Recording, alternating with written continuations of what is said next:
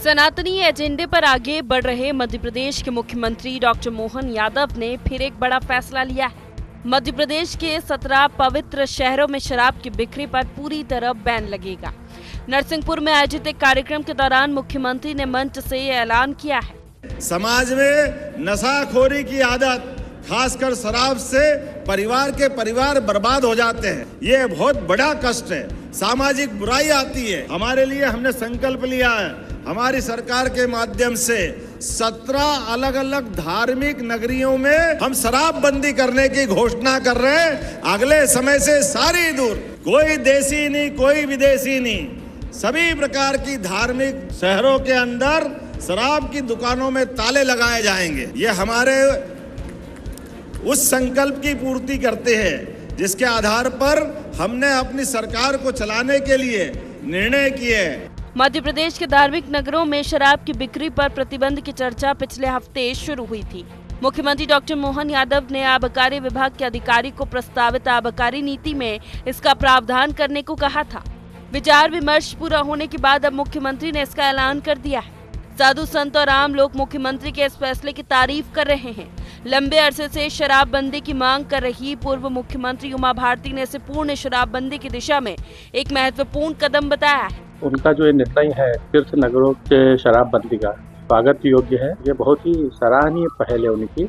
मैं बहुत बहुत साधुवाद धन्यवाद उन्हें अर्पित करता हूँ। मैं तो मोहन का अभिनंदन करूंगी, मोहन यादव जी का, कि उन्होंने जो 17 शहरों में जो बिल्कुल प्रतिबंधन की तैयारी कर ली है धार्मिक शहरों में, ये बहुत अच्छा काम, बहुत बड़ा काम है। मोहन यादव बहुत ही साफ सुथरा निजी जीवन जीने वाले व्यक्ति हैं और उसी का परिणाम है ऐसा कर पाना। यादव की सरकार ने एक प्रयोग शुरू कर दिया कि पहले 17 शहरों में पुरुष शराबबंदी करते हैं। मैं अभी भी यही चाहती हूँ कि मध्य प्रदेश एक मॉडल राज्य बने पूर्ण शराबबंदी में। ये निडरता का निर्णय है, साहस का, और मैं मोहन जी पे इसलिए भरोसा कर रही हूँ क्योंकि वो साहसिक निर्णय लेने वाले व्यक्ति हैं और इसलिए मुझे लग रहा है कि वो इस निर्णय को भी ले सकेंगे और हम पूर्ण शराबबंदी की ओर बढ़ सकेंगे। उधर विपक्ष ना तो खुलकर इस फैसले की तारीफ कर पा रहा, ना ही आलोचना। विपक्ष को ये कोई बड़ा फैसला भी नहीं दिख रहा। उसे ये आशंका भी है कि इसके बाद धार्मिक शहरों में शराब तस्कर कब्जा जमा सकते हैं। पुरानी घोषणा है, उसको नया जामा पहनाया जा रहा है और इससे जो है अवैध शराब का, जो गुजरात को जाने वाली शराब है अवैध रूप से, उसको बढ़ावा मिलेगा। जहाँ तक धार्मिक क्षेत्रों में रोकने की बात है, अच्छी चीज़ है, स्वागत करते हैं, मगर इसके पीछे की कहानी पर जो है नियंत्रण होना चाहिए और ये अवैध शराब की तस्करी कैसे रुकेगी, सरकार इस पे अपना रोड मैप बताए। तीर्थ स्थलों में शराबबंदी का प्रस्ताव नया नहीं है। पूर्व मुख्यमंत्री उमा भारती, बाबूलाल गौर और शिवराज सिंह चौहान के कार्यकाल में प्रदेश के 17 शहरों को पवित्र नगर घोषित किया जा चुका है। इसी लिहाज से यहाँ कई प्रतिबंध भी सरकार ने लगाने का फैसला किया था, लेकिन अमल नहीं हो पाया है। देखना यह है कि सीएम डॉक्टर मोहन यादव की ये पहल कितनी कामयाब होती है। Bureau report, IND 24।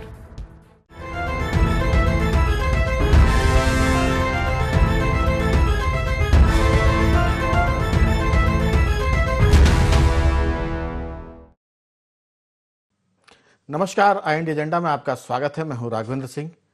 मोहन सरकार धर्मपथ पर, इस पर चर्चा शुरू करें उसके पहले एक नजर डालते हैं एजेंडा पॉइंट्स पर। कितना साहसिक है धार्मिक शहरों में शराबबंदी का फैसला। क्या सरकार के सनातनी एजेंडे का हिस्सा है धार्मिक शहरों में शराबबंदी? धार्मिक शहरों में शराबबंदी के अमल पर क्यों है विपक्ष को संदेह? क्या मध्य प्रदेश में पूर्ण शराबबंदी पर हो सकता है विचार? तो सवाल बहुत सारे हैं, लेकिन अभी तो सवाल यह है कि सरकार ने जो फैसला किया है उसकी विपक्ष तारीफ करे या आलोचना, वो थोड़ा सा किंग कर्तव्य विमूढ़ है। क्या करे क्या ना करे। लेकिन एक सवाल जरूर है कि अगर शराबबंदी जहां लागू की गई है उन शहरों में अगर शराब बिकी तो सजा का प्रावधान क्या होगा, उस पर कठोरता से काम करने की जरूरत है। और साथ ही ड्रग्स का मामला भी बढ़ेगा, क्योंकि फिर सफ़ेद पाउडर जिसे कहते हैं उसकी भी नशाखोरी होगी।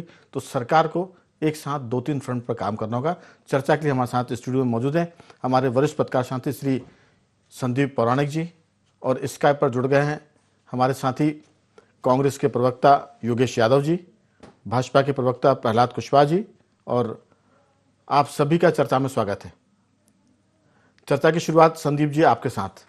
इसके बाद तो बीजेपी कांग्रेस अपने हिसाब से जरूर आलोचना करेंगे, लट घुमाएंगे, बहस होगी, लेकिन मेरा दोनों साथियों से आग्रह है बीजेपी कांग्रेस से कि चर्चा को बहुत ही संजीदगी से करें। आपस में बहस करने का अवसर मिलेगा नहीं, क्योंकि समय सिर्फ 25 मिनट है। अगर आप बहस करेंगे, एक दूसरे की बात को काटेंगे चलती बात में, तो ना आपकी बात सामने आ पाएगी, ना दूसरे की, और ना जनता को समझ पाएगी। तो मुझे उम्मीद है कि मेरे आग्रह पर आप जरूर ध्यान देंगे। चर्चा की शुरुआत संदीप जी आपके साथ की। सरकार का फैसला कितना साहसिक है? क्या जैसे उमा जी ने कहा कि ये एक तरह से शराबबंदी की तरफ मध्य प्रदेश का कदम है। उमा जी जब मुख्यमंत्री थी तो उन्होंने धार्मिक नगरियों को शराबबंदी के साथ साथ जो मांसाहार का मामला उसको भी रोका था, चाहे वो महेश्वर की बात करें, ओंकारेश्वर की बात करें या उज्जैन की बात करें। ऐसी धार्मिक नगरियां उन्होंने अपने 9 महीने के कार्यकाल में चिन्हित की थी, और उसी को अब 20 साल के बाद फिर एक तरह से एक रास्ता दिया मोहन यादव की सरकार ने, डॉक्टर मोहन यादव ने। आप इसे कैसे देखते हैं? देखिए राघवेंद्र जी, भावनात्मक तौर पर और धार्मिक तौर पर तो ये बड़ा फैसला माना जाएगा उन लोगों की जिनका इन धार्मिक नगरियों से नाता है या रिश्ता है, या जो धर्म को मानते हैं। तो कहीं ना कहीं एक बड़ा वर्ग, या यूं कहें, वैसे शराबबंदी तो की पहल का स्वागत तो सब करेंगे, लेकिन उन इलाकों में जहां धर्म से जुड़े हुए नगर हैं, अलग तरह का स्वागत हो रहा है। स्वाभाविक सी बात है कि राजनीतिक दल है, वो अपनी बात कहेंगे। जैसा आपने कहा उमा जी की, तो जिस लाइन पर उमा जी चली थी उसी लाइन को आगे बढ़ाने का काम किया है मोहन यादव ने। तो स्वाभाविक है वो खुले तौर पर उसका समर्थन करने सामने आई। अब कल से जब कैबिनेट के बाद हो सकता है विधिवत फैसला हो जाएगा, तो स्वागत का सिलसिला बढ़ जाएगा। लेकिन राघवेंद्र जी, ये बात भी सही है कि ये फैसला चुनौतीपूर्ण है। एक वो कारण कि जिससे राजस्व की प्राप्ति होती है, आपका राजस्व उसके चलते कम होगा जब इतने बड़े इलाके में आप शराबबंदी करने जा रहे हैं, और दूसरी तरफ अवैध शराब बिक्री की संभावना भी बढ़ जाएगी। ऐसा नहीं है कि जिन राज्यों में शराबबंदी है वहां शराब नहीं पहुंच रही है। तो सरकार के लिए सबसे बड़ी चुनौती ये होगी कि अवैध शराब भी उन इलाकों में ना पहुंचे। इसके लिए चाक चौबंद व्यवस्थाएं सरकार को करनी होगी। राजनीति भी होगी, ये बात अलग है, लेकिन फैसले को साहसिक माना जाएगा और आस्थावान लोगों को खुश करने का एक बड़ा कारक भी बनेगा, मुझे लगता है। बिल्कुल, मैं आऊँगा प्रहलाद जी आपकी तरफ, सबसे अंत में योगेश जी की तरफ, ताकि उनको बैटिंग करने का पूरा मौका मिले। मेरा सिर्फ इसमें इतना कहना है कि नीतीश बाबू ने बिहार में ये कामकाज किया था, इसकी लोगों ने भारी प्रशंसा की थी। इसकी चुनौती अभी है, संदीप जी ने उसकी तरफ इशारा किया कि रेवेन्यू का मामला, आखिर सरकार जो कर्ज में डूबी है वो किस तरह से अपने सारे विकास कामों को चलाएगी, तनख्वाह कैसे बांटेगी। हर 2 महीने में जब हम कर्ज लेते हैं, और 17 जिले एक बड़ा इलाका है जो शराबबंदी की जद में आएगा, इसमें कोई शक नहीं कि हमारी जो बहनें हैं, माताएं, वो खुश हो जाएंगी, क्योंकि उनके घर में जो उनके बेटे, भाई, पति शराब पी के आते हैं, उसमें उनको निजात मिलेगी उन 17 शहरों में। लेकिन बाकी के जो शहर हैं उन्होंने क्या बिगाड़ा है, आगे इस पर भी लोग बात करेंगे कि पूरे प्रदेश में शराबबंदी हो, लेकिन रेवेन्यू कहाँ से आएगा, राजस्व की पूर्ति कहाँ से होगी, सरकार अर्थ की व्यवस्था कैसे करेगी, और सबसे चुनौतीपूर्ण काम होगा, मैं फिर कहूँगा, जो संदीप जी ने कहा कि आखिर अवैध शराब कैसे रोकी जाएगी। जब शराब की खुली छूट है, शराब को सरकार प्रमोट कर रही है, तब भी अवैध शराब की बिक्री हो रही है, नकली शराब भी आ रही है। और इसके साथ साथ एक और चीज़, पुलिस को बहुत चाक चौबंद करना पड़ेगा, क्योंकि जो ड्रग्स का मामला है वो एक तरह से चुनौती बनकर सरकार के सामने आएगा, क्योंकि शराबबंदी से जो लोग अपने आप को दूर करेंगे वो फिर नशे की तरफ आएंगे, दवाइयाँ लेंगे, ड्रग्स लेंगे, कोकीन लेंगे, हेरोइन लेंगे, ये सब चीज़ें रहेंगी। प्रहलाद जी आपकी राय? आदरणीय राघवेंद्र जी, मैं देखिए, बिल्कुल जिस प्रकार का डॉक्टर मोहन यादव जी ने, जो मध्य प्रदेश के सम्मानीय मुख्यमंत्री जी हैं, उन्होंने जिस प्रकार का साहसिक निर्णय लिया है, उनको साधुवाद भी देना चाहिए। और ये कहीं ना कहीं देखिए जन भाव सम्मान है। जिस प्रकार से जन भावनाएं हो, चाहे संत समाज हो, सबका एक कहीं ना कहीं जिस प्रकार से सुझाव आया है, और आने वाले समय में इसके एक वृहद तरीके की तैयारी कहीं ना कहीं डॉक्टर मोहन यादव जी ने की है। और ये जैसे बात आई रेवेन्यू की, तो रेवेन्यू जनरेशन का, तो जिस प्रकार से डॉक्टर मोहन यादव जी ने जिस प्रकार के प्रयास अभी क्षेत्रीय औद्योगिक स्थापनाओं को लेकर, जो इन्वेस्टर कैसे आए, अलग अलग संभाग स्तर पर भी उन्होंने जिस प्रकार का प्रयास और उसका सफल कहीं ना कहीं जो उनकी मंशा थी वो पूर्ण होने वाली है, और जिस प्रकार से इन्वेस्टर्स आ रहे हैं तो कहीं ना कहीं जनरेशन, और ये मध्य प्रदेश 2003 का मध्य प्रदेश नहीं है जहां 24,000 रुपए का एक कहीं इनका बजट होता था, 24,000 करोड़ रुपए का। आज 3.5 लाख के आसपास का हमारा बजट स्केल है। तो मुझे ऐसा लगता है कि बजट और रेवेन्यू दोनों आज मध्य प्रदेश का शानदार हो रहा है, और कहीं ना कहीं मुझे लगता है कि जो संत समाज और स्थानीय लोगों का, और एक साहसिक निर्णय मैं फिर से कहना चाहूंगा कि जिस प्रकार से डॉक्टर मोहन यादव जी ने लिया है, ये जैसे अभी उमा जी की भी बात आई, तो निश्चित तौर पे हमारी जो एक वैचारिक अधिष्ठान है उसको पूरी तरीके से कैसे लागू करना है, और उस प्रकार से अभी 17 बात आई जो पवित्र हमारे स्थान है, आने वाले समय में मध्य प्रदेश के सभी शहरों पर मुझे लगता है कि डॉक्टर मोहन यादव जी ने तैयारी पूरी तरीके से पूर्ण रूप से लागू होगी। तो चलिए उम्मीद करते हैं कि तैयारी, जाहिर है कि जब मुख्यमंत्री कह रहे हैं तो उन्होंने होमवर्क तो किया ही होगा, इसमें कोई शक नहीं। लेकिन यही बात है कि कल तक जो शराब की बिक्रियां बढ़ रही थी, शराब के ठेके बढ़ रहे थे, आज जब 17 जिलों में करेंगे तो इसमें कोई शक नहीं कि बहुत बड़ा फैसला है। सरकार बधाई की पात्र है, डॉक्टर मोहन यादव धन्यवाद के पात्र हैं।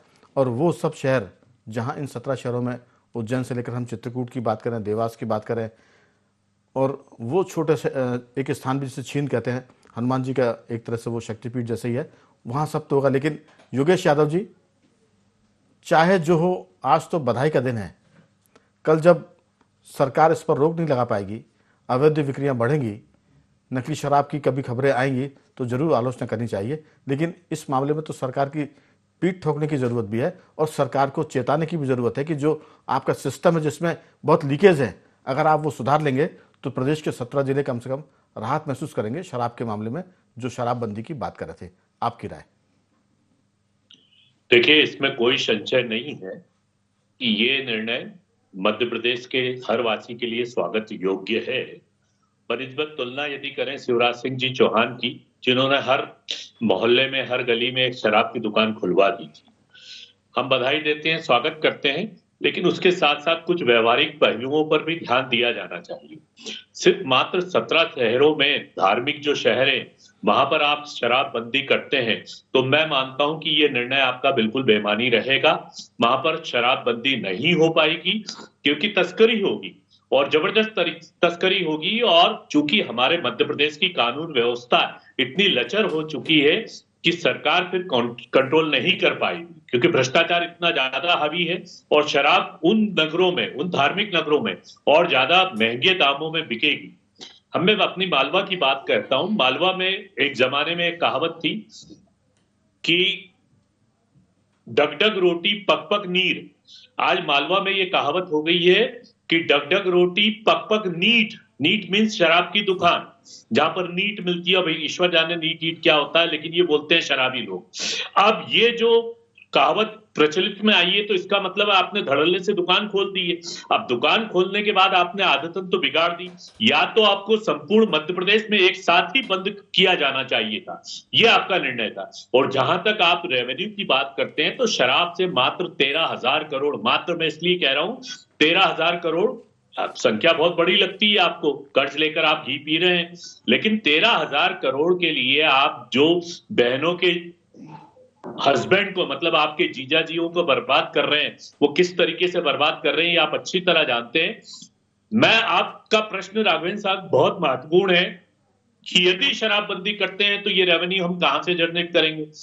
मैं आपको कहता हूं कि डॉक्टर मोहन यादव दूध दही वाले, गाय वाले भैया हैं, इनसे निवेदन है कि मध्य प्रदेश में प्रोडक्टिविटी, उत्पादकता शुरू करें।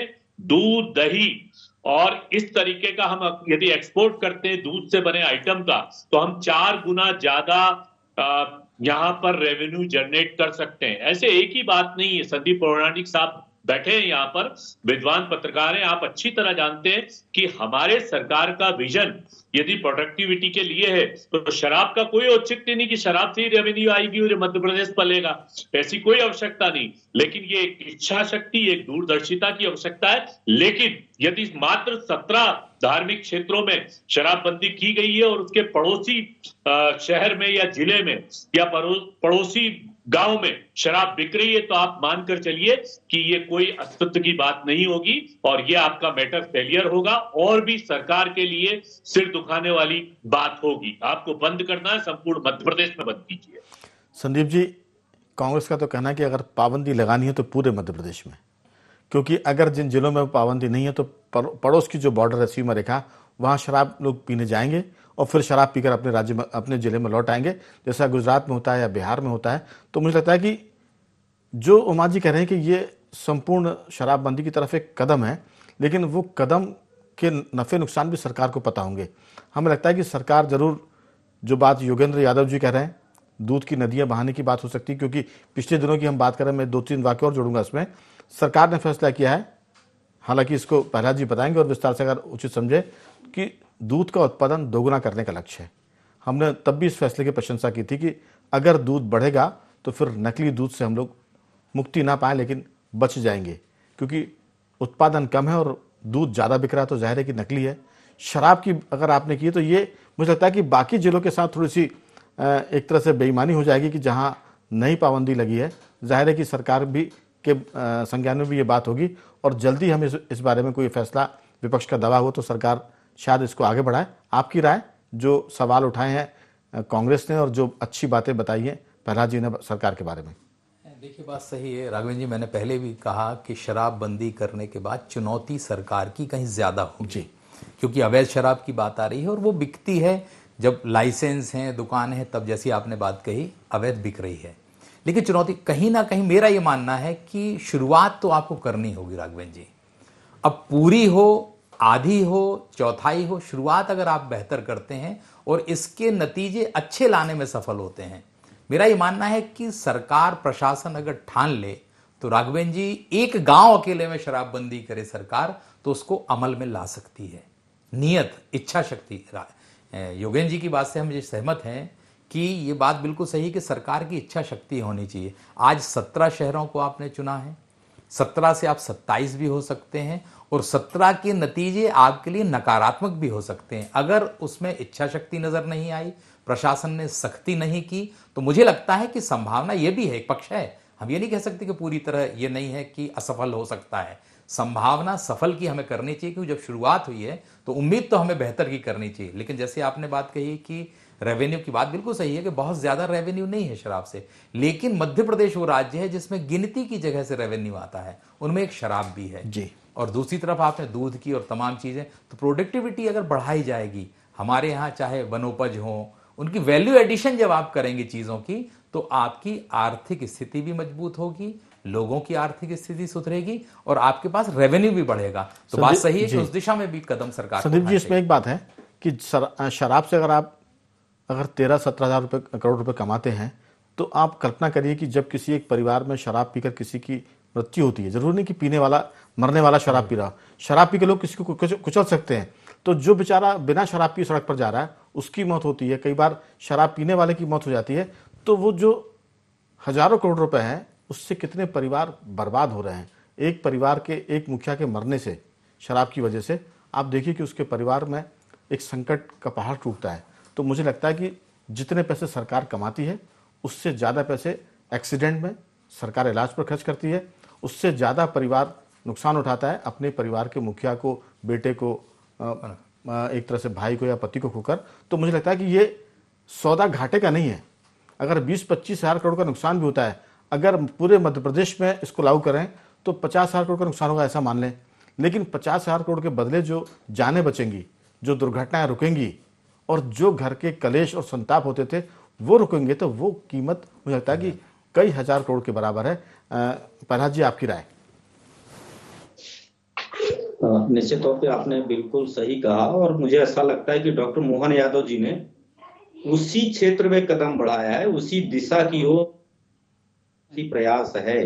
तो शुरुआत हुई है और देखिए, मुझे लगता है कि आज मैं कांग्रेस के ऊपर आरोप नहीं लगाऊंगा कि उन्होंने कमलनाथ जी ने किस प्रकार के पाप प्रावधान किए, तो मैं अपनी बात करूंगा। जी। आपने एक प्रश्न और किया था कि जैसे दूध का उत्पादन करने के लिए सरकार ने उसकी योजना बनाई है और एक राष्ट्रीय स्तर की कोऑपरेटिव संस्था के साथ मध्य प्रदेश के जो हमारी डेयरी संस्थाएं हैं उनके साथ उन्होंने उसको अनुबंध भी किया है, जिससे नई तकनीक और अपने जो गोपालक हमारे साथी हैं और जो दुग्ध उत्पादन में जिस प्रकार से लगे हुए हमारे कृषक भाई हैं, तो उनको कैसे नई तकनीकों के माध्यम से उसके उत्पादन, दूध के उत्पादन को बढ़ाने में सफलता मिलेगी और कहीं ना कहीं वो एक अच्छा प्रयास होगा जिससे रोजगार में भी वृद्धि होगी और रेवेन्यू जनरेशन का जैसा विषय है तो वो भी पूरा होगा। और शराबबंदी में अगर तैयारी की गई है तो मुझे ऐसा लगता है कि पुलिस प्रशासन और उससे कड़ाई से लागू करने का विषय भी निश्चित तौर पे वो शुरुआत की गई है और उससे सरकार के साथ साथ जो सिस्टम है वो पूरी तरीके से उसने तैयारी करके ही मुझे ऐसा लगता है कि योजना और आबकारी नीति में परिवर्तन करने का प्लान माननीय मुख्यमंत्री जी ने तैयार किया है और आने वाले समय में इसका जो रूप है वो पूरे मध्य प्रदेश में आज 17 शहर हैं, पूरे मध्य प्रदेश में भी पूरी ईमानदारी के साथ और पूरी निष्ठा के साथ जो शुरुआत हो रही है उसका परिपालन किया जाएगा। बिल्कुल। असल में इसमें एक और अच्छी बात है कि ये जो पुलिस का महकमा उसके भी मुखिया मुख्यमंत्री हैं। अगर होम डिपार्टमेंट मुख्यमंत्री के अपने पास ही है तो शराबबंदी के मामले में अगर कहीं अवैध बिक्री होती है तो पुलिस उसके लिए कार्रवाई करेगी। हमें लगता है कि इसके लिए उसे किसी पूछने की जरूरत नहीं है, क्योंकि मुख्यमंत्री का आदेश पर्याप्त है। फिर मुख्यमंत्री खुद उस महकमे को देख रहा है, जैसे उत्तर प्रदेश में योगी आदित्यनाथ देख रहे हैं गृह विभाग को। तो हमें लगता है कि जो कमजोर कड़ी है वो कमजोर कड़ी का जो एक तरह से लगाम है वो मुख्यमंत्री के पास है। तो इस मामले में तो संदेह की गुंजाइश कम रहती है, लेकिन व्यवहारिक रूप से प्रैक्टिकली वो कितना ग्राउंड जीरो पर उतर पाता है, पुलिस कितनी कार्रवाई कर सकती है, मुझे लगता है कि योगेश जी इसमें सरकार कसौटी पर है।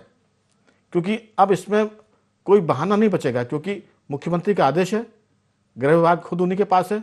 अगर इसमें धरपकड़ तेजी से होती है तो फिर अवैध बिक्री की जो आशंका हम लोग जता रहे हैं वो हमें लगता है कि खत्म भली ना हो लेकिन न्यूनतम हो जाएगी, मिनिमाइज हो जाएगी, ऐसा हमें लगता है। आपकी राय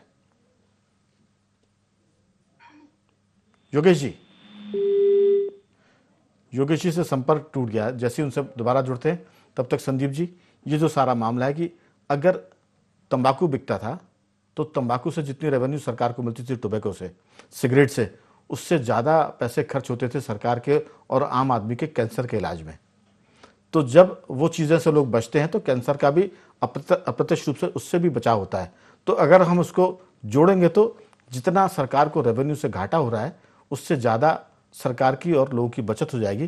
तो हमें लगता है कि सौदा घाटे का नहीं है, मुनाफे का है। नैतिकता को बल मिलेगा, घर परिवार में कलह बंद हो जाएगी, झगड़े बंद हो जाएंगे, दुर्घटनाएं बंद हो जाएंगी और जो आपसदारी में कई बार शराब पी के लोग लड़ पड़ते थे उसकी भी संख्या घटेगी। आपकी राय? बात सही है राघवेंद्र जी की तंबाकू खाने का हो या नशा से लोगों के जीवन पर जो असर पड़ता है या स्वास्थ्य बिगड़ता है उससे कहीं कई गुना ज्यादा खर्च होता है। बहुत से अस्पताल तो हम यूं कहें कि बंद होने की स्थिति में आ जाएंगे अगर ईमानदारी से शराबबंदी हो गई तो और अगर पूरे प्रदेश में हो जाती है तो लोगों की सेहत में सुधार होगा। लेकिन राघवेंद्र जी एक चीज और मेरे दिमाग में है कि सिर्फ शराबबंदी और सख्ती पर्याप्त नहीं है। सरकार को कहीं ना कहीं एक अवेयरनेस प्रोग्राम, जन जागृति का अभियान भी शुरू करने की, कई फ्रंट पे काम करने की जरूरत है जी, कई फ्रंट पर। उसके बाद ही मुझे लगता है कि पूरी तरह सफल हो पाएगा। और इसमें प्रतिपक्ष की भूमिका की भी जरूरत पड़ेगी, सहयोगात्मक। योगेश जी से संपर्क हो गया। योगेश जी, आपकी अंतिम टिप्पणी। देखिए सर, मैं तो ये मानता हूँ कि बहुत ईमानदारी की जरूरत है। यदि धार्मिक आधार पर डॉक्टर मोहन यादव इस कार्य को कर रहे हैं तो पहले इस बात पर भी चैतन्यता स्थापित की जानी चाहिए कि अभी 100 मीटर का एक जो शिवराज सिंह जी चौहान ने नियम बनाया था कि 100 मीटर की परिधि के अंतर्गत कोई भी शराब की दुकान नहीं होगी। लेकिन मैं आपको आपके लोकप्रिय चैनल के माध्यम से ये घोषित कर रहा हूँ कि हजारों दुकानें, हजारों की संख्या में सर, सैकड़ों नहीं हजारों की संख्या में जो 100 मीटर परिधि के अंतर्गत जहाँ मंदिर है वहाँ शराब की दुकानें हैं। मैं इसका साक्षी हूँ और प्रमाणित भी सकता हूँ। डॉक्टर मोहन यादव सिर्फ धार्मिक उसमें घोषणा करने के बाद इनको पूरा एक सिस्टम चेंज करना पड़ेगा। इनका जो सख्ती से लागूकरण, और जब तक मध्य प्रदेश में भ्रष्टाचार खत्म नहीं होगा, जब तक आपका पुलिस प्रशासन, आबकारी विभाग, आपका जो रेवेन्यू सिस्टम, ये सब कुछ चेंज नहीं होगा जी। मैं मानता हूं कि जितनी शराब सरकारी तौर पर बिकती है उससे ज्यादा तो अवैध रूप से बेची जाती है। बिल्कुल। तो ये पूरा ढर्रा इतना ज्यादा बिगड़ा हुआ है कि वास्तव में यदि डॉक्टर मोहन यादव इसमें गहनता से जाएंगे तो बहुत सारी विचित्र बातें सामने आएंगी। लेकिन मुझे लगता है ये जो घोषणा हुई है बड़ी सतही घोषणा हुई है और मात्र धार्मिक लोकप्रियता प्राप्त करने के लिए कोशिश की गई है, और मैं नहीं मानता हूं कि ये बहुत ज्यादा सफल होने वाली घोषणा है। इसके गहन अध्ययन, चिंतन और जैसा संदीप पौराणिक साहब ने कहा है उस तरीके से किया जाना जरूरी, जब भी हमारा मध्य प्रदेश सुधरेगा, स्वस्थ मध्य प्रदेश बनेगा और हम सबका देखने वाला मुस्कुराता हुआ मध्य प्रदेश बनेगा। लेकिन मैं अभी निराश हूं और मुझे लगता है इस सरकार की इच्छा शक्ति अभी बहुत ज्यादा मजबूत नहीं। बिल्कुल आपका जो उत्तर है, आपका सोचना वो बिल्कुल ठीक है, लेकिन कोई भी काम सबके मिलने से होते हैं। प्रतिपक्ष का भी सहयोग इसमें जरूरी है, लेकिन इसमें एक चीज़ जरूर जोड़ूंगा मैं कि सरकार को पता है कि इसमें अगर आज वाहवाही मिल रही है तो कल अगर अवैध शराब बिक्री की खबरें बाजार में आना शुरू हो गई तो फिर उसका अपयश भी उनको मिलेगा। तो मुझे लगता है कि इस यश और अपयश के बीच का संकट सरकार को पता है। आज वाहवाही है, तालियां हैं, तो कल उनको इस पर आलोचना भी सहनी पड़ेगी। मैं सिर्फ जल्दी से पढ़ता हूँ वो 17 नाम जहाँ ये लागू किया जा रहा है प्रतिबंध। दतिया में प्रसिद्ध पीताम्बरा पीठ है, सेमरिया छिंदवाड़ा में हनुमान जी का मंदिर है, छींद रायसेन जिले में बरेली के पास एक मंदिर है हनुमान जी का, सलकनपुर में देवी जी का मंदिर है शक्तिधाम, सीहोर में प्रसिद्ध गणेश मंदिर है, देवास में चामुंडा माता का मंदिर है, उज्जैन में बाबा महाकाल का मंदिर है, ओंकारेश्वर में ओंकारेश्वर ज्योतिर्लिंग है, मैहर में मैहर शारदा देवी का मंदिर है, चित्रकूट में भगवान कामतानाथ की नगरी है इसलिए भी, ओरछा में राजा राम राजा मंदिर है, महेश्वर में हम बात करें तो वहाँ भी महेश्वर का शिव जी का मंदिर है। तो ये बहुत सारी चीज़ें जहाँ उम्मीद करते हैं कि आने वाले दिनों में शराब बिक्री नहीं होगी और सरकार सख्ती से कदम उठाएगी। समय की कमी है योगेश जी, मैं ज़रूर आपसे पूछता, लेकिन माफ़ी चाहूँगा। प्रहलाद जी आपका धन्यवाद, योगेश जी आपका बहुत साधुवाद और संदीप जी आपका बहुत बहुत धन्यवाद कि आपने इस चर्चा में हिस्सा लिया। तो उम्मीद करते हैं कि सरकार जो कह रही है अगर वो सफल होती है तो हम कह सकते हैं मोहन यादव जी की तरह कि बजाओ ताली। तो एजेंडा में आज सिर्फ इतना ही। बने रहिए हमारे साथ और देखते रहिए IND24।